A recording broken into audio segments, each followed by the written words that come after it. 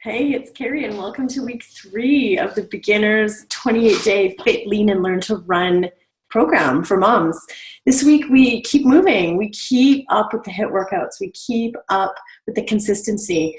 But we're also going to be talking about sleep and stress and how important those two factors are for you to get up and running, for you to hit your fit, your strong, your lean fitness goals. We can't ignore sleep and stress. And as moms, we know that sleep and stress are massive problems for us. So we're not going to make any massive earth-changing changes this week, but we are going to tune in and learn that this is one of the factors that maybe has been holding you back in the past, in your past attempts to get up and running and to hit your fitness and your strength and your lean goals.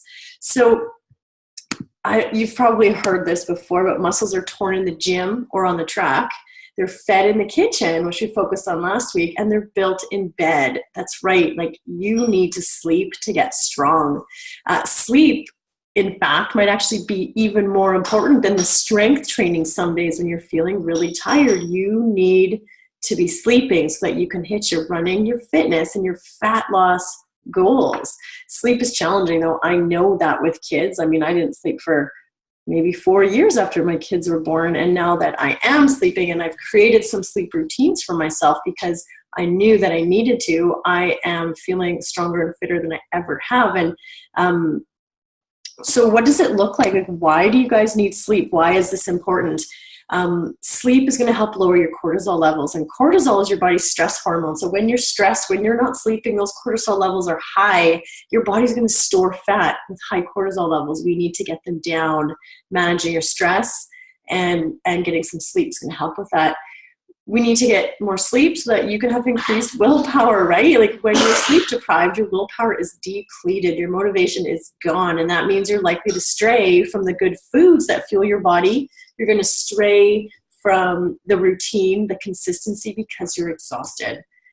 Sleep helps you regulate hunger hormones. When you're not sleeping, your hunger hormones, the ghrelin and the leptin, they get all out of whack, and they signal your brain that it's time to eat when maybe it's not. You get those sugar cravings when you are really tired and exhausted.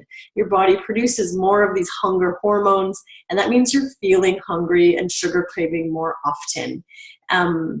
And combine that with your lower willpower and you're eating donuts all day long and you're skipping on your workouts, right?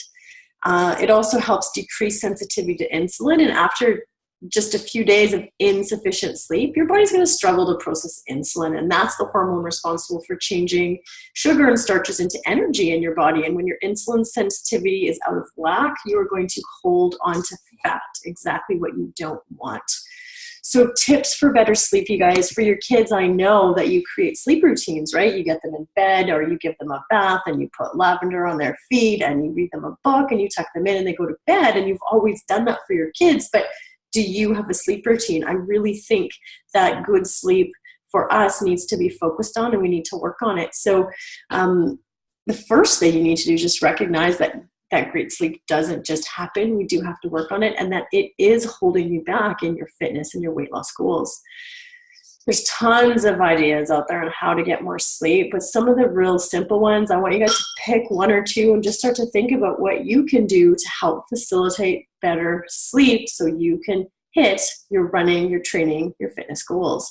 Go to bed and get up at approximately the same time every single day, even on the weekends, right? Go to bed at 10 o'clock and wake up at 6 o'clock every single day. Cut back on caffeine 10 hours before bedtime, which means like maybe you just have a cup in the morning and that's it. Reduce the use of electronic devices at night. Shut them off at least an hour before bedtime. The kids go to sleep, maybe read a book and have a bath instead of playing on the phone, because that's just going to ramp you up and keep you up longer. And you know how easy it is to waste time, and before you know it, it's 11, 12 at night when you could have been sleeping and your baby's going to be up in an hour. Develop a night routine. Include a cup of caffeine-free tea, a lavender Epsom salt bath, or a lavender steam shower. Meditate with some frankincense essential oil in a diffuser. Read a book to help you prepare for sleep. Avoid alcoholic drinks 3 hours before bed. I know I used to love drinking wine when my kids go to sleep. It affects my sleep. I sleep poorly when I have a glass of wine before bed. So I have replaced that with frankincense and lavender in my diffuser.